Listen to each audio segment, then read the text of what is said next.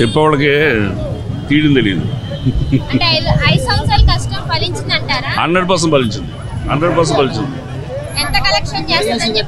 Collection మనం అది మీరు చెప్పలేము కానీ లెక్క తెలియదు కమర్షియల్ తెలియదు కానీ it's a very good movie. Full ఎంటర్టైన్మెంట్గా ఉంటుంది. అంటే కామెడీ కాదు, ఎంటర్టైన్మెంట్ అంటే ఫుల్ ఎంగేజ్గా ఉంటుంది, చాలా పవర్ఫుల్గా ఉంటుంది. Packed movie.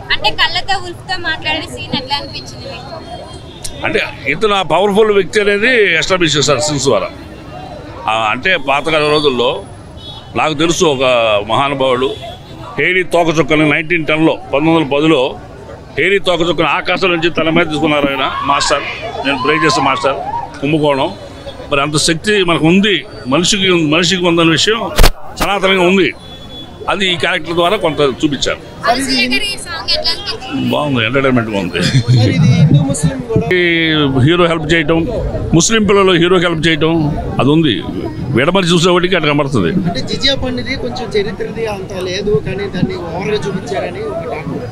కథాంశం ఉంటుందండి. అంటే మొత్తం ఇది హిస్టారికల్గా ఔరంగజేబు లైఫ్ కానీ ఇంకోటి కానీ తీయలేదు కదా.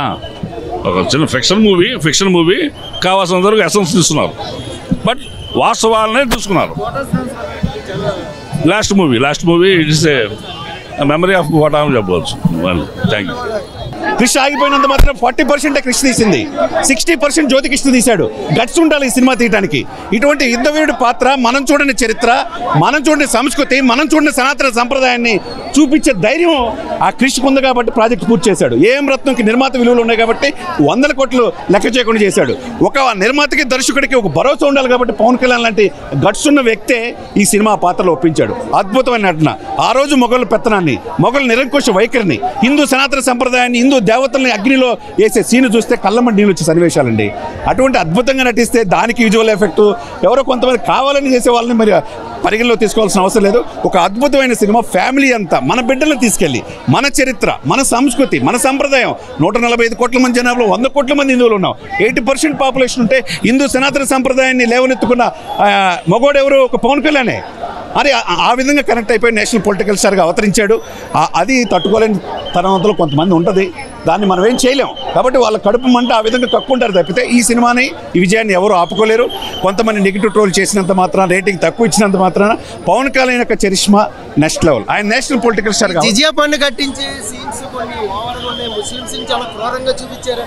ఒకటండి.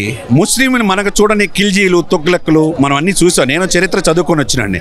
ఖిల్జీ గొప్పదాన్ని, తొగ్లక్కులు, బహుమనీయులు ఆ రోజు వాళ్ళ గొప్పతనం చూపించారని.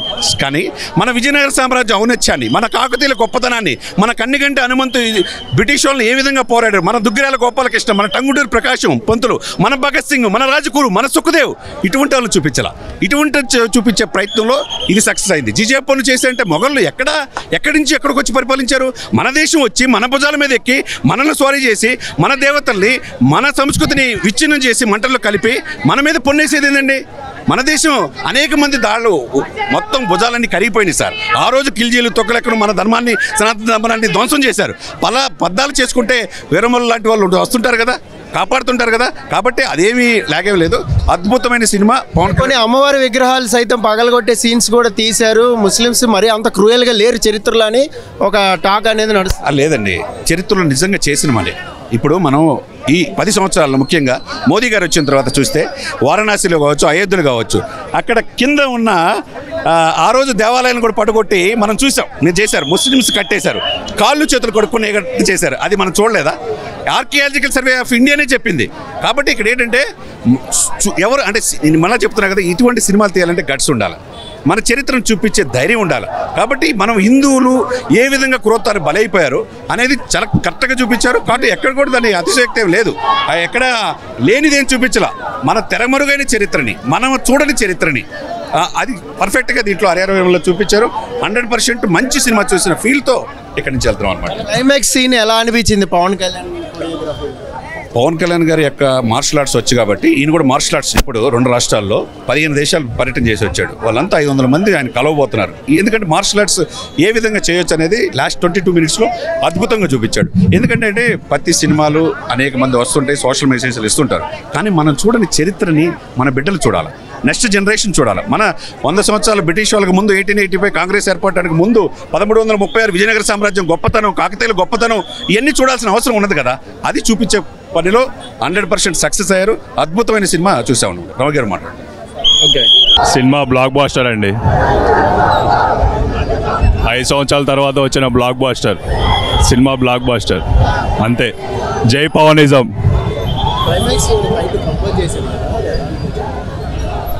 క్లైమాక్స్ ఫైట్ బాగానే ఉందండి.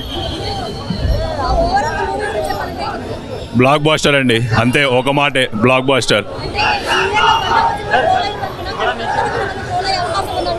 లేదు లేదు, అట్లాంటి అవకాశం ఏం లేదు. ట్రోల్ అయ్యే అవకాశం అయితే ఏం లేదు.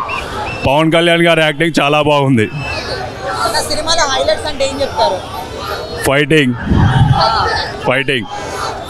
పవన్ కళ్యాణ్ గారి స్టైల్ అంతా బాగుంది.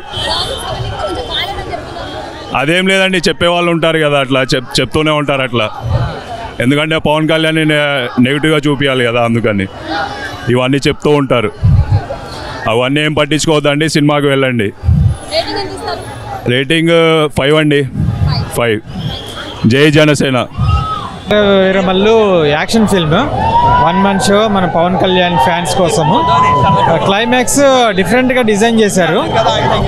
అది ఇంకా మనం ఏంటంటే ఫస్ట్ పార్ట్ని మనం జడ్జ్ చేయలేము అనమాట. సెకండ్ పార్ట్ ఎట్లా డిజైన్ చేసుకున్నారన్న దాని మీద ఉంటుంది. ఇదేంటంటే మొత్తం అంతా యాక్షన్ ఫిల్మ్ లాగా అనిపించింది. ప్లస్ పాయింట్స్ ఏమున్నాయి?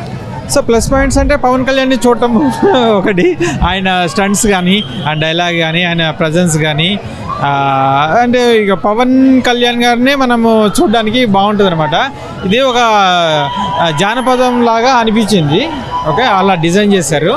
బట్ అంత మీకు గ్రేట్ ఫిల్మ్ లాగా అయితే అనిపించలేదు. అంటే చరిత్రను పక్కదారి పట్టించారా? అంటే అది మొదటే వీళ్ళు డిక్లేర్ చేసి పడేశారు చరిత్రలో అంతా కూడా ఫిక్షనల్ అని చెప్పేసి. సో కన్నప్పలో అయితే ఎలాగైతే చెప్పారు, ఇందులో కూడా అట్లాగే చెప్పారు. వాళ్ళ ఓన్గా డిజైన్ చేసుకుంటూ వెళ్ళారు. సైరా నరసింహారెడ్డి ఎట్లాగో, ఓకే, కన్నప్ప, అలాగే ఈ మూవీని కూడా అలాగే డిజైన్ చేశారు. మెయిన్ యాక్షన్ సీన్స్ వస్తూ ఉన్నాయి అనమాట. హార్స్ రైడింగ్ సీన్స్ అయ్యో సరిగ్గా రాలేదన్నారు. ఏమండి?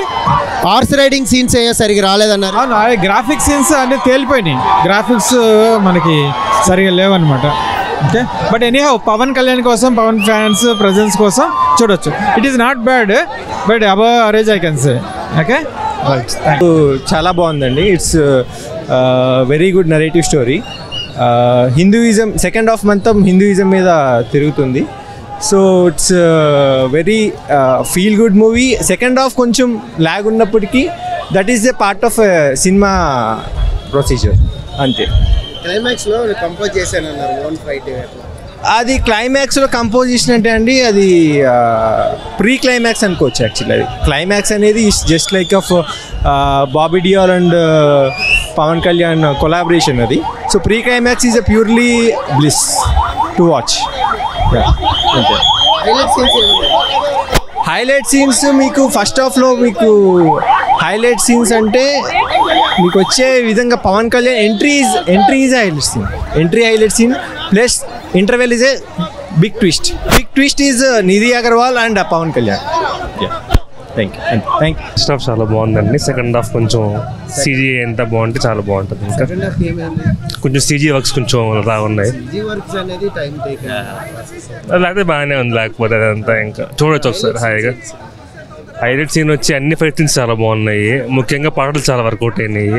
ఆఫ్లైన్లో అంత బాగోపోయినా కానీ సినిమా చూస్తే చాలా బాగున్నాయి పాటలన్నీ. పర్లేదు, అంతా బాగానే ఉంది. అవును, కొంచెం కీరవాణి కొంచెం బాగా బూస్ట్ చేశాడు. కొంచెం కీరవాణి లేకపోతే కొంచెం ఇది అయ్యేది. ఉన్నాడు చూస్తాం శాస్త్రంలో కదా, కొంచెం ఇంకా చూపించడం చాలా బాగుంటుందేమో అని ఎక్స్పెక్ట్ చేసి వచ్చాను. ఇంకా అయితే ఇంకా అదే నేను అవేం చూడండి. పీకే అంటూ చాలా ఏం సినిమా ఎందుకు చూడాలని చెప్పండి. సినిమానా కొంచెం సనాతన ఎలిమెంట్స్ అవి ఉన్నాయి. హిందూయిజం గురించి, దాని గురించి చూడవచ్చు. ఇంకా విజువల్గా చాలా బాగుంది ఫస్ట్ హాఫ్ అంతా. ముస్లిమ్స్ లేదో కించపరిచే లేదు లేదు ఏం లేదు. కొంచెం ఒరిజినాలిటీ చూపించారు, అప్పట్లో ఒరిజినాలిటీ చూపించారు. అప్పట్లో ఉన్న ఔరంగజేబ్ ఎట్లా ఉన్నారు ఏంటి, వాళ్ళ సామ్రాజ్యం ఎట్లా ఉంది. ఆయన వెళ్ళినాయి కదా మరి, హీరో అయితే అనుకోవచ్చు, వెళ్ళలా చూపించాలి కదా, ఇంకేం చేస్తారు ఇంకా. అంతే, thank you. Bigg Boss reviews. అవునండి.